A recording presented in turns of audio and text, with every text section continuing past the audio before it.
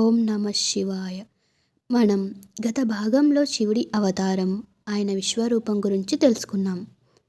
ఈరోజు శివుడు మరియు పార్వతి అమ్మవారి కథ విందాం. పూర్వంలో శివుడు తపస్సులో నిమగ్నమై ఉండేవాడు. అదే సమయంలో హిమవంతుడనే పర్వతరాజు కుమార్తె పార్వతీదేవి జన్మించింది. ఆమె గత జన్మలో దక్షయజ్ఞంలో తనను తాను అగ్నిలో సమర్పించుకున్న సతీదేవి. ఆ తర్వాత ఆమె మళ్ళీ పార్వతిగా జన్మించింది. పార్వతీదేవి చిన్నప్పటి నుండే శివుడికి పతిగా పొందాలని సంకల్పం చేసుకుంది. అందుకోసం హిమాలయాల్లో కఠినమైన తపస్సు చేసింది. ఆమె ఆకులు పండ్లు కూడా తినకుండా కేవలం గాలి మాత్రమే పీలుస్తూ సంవత్సరాలు గడిపింది. ఇంతలో దేవతలందరూ శివుడిని వివాహం చేయమని కోరారు.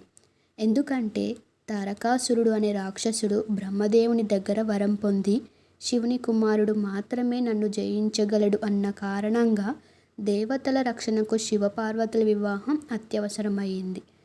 దేవతలు మదనుడిని పంపి శివుడి తపస్సు భంగం చేయమన్నారు.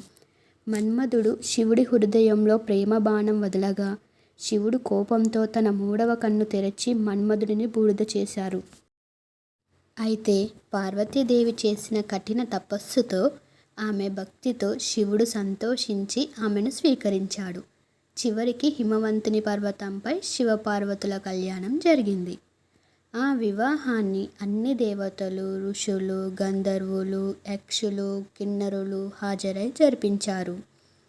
ఈ విధంగా పార్వతీదేవి శివుడి సతీమణిగా మారి శివశక్తి రూపంలో విశ్వాన్ని సంరక్షించడానికి పునరేకృతం అయ్యారు.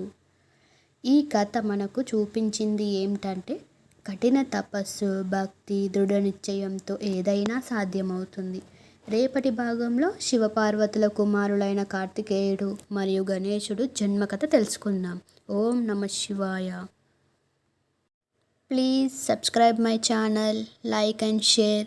కామెంట్ రూపంలో తెలియచేయండి కథ ఎలా ఉందో. బాయ్.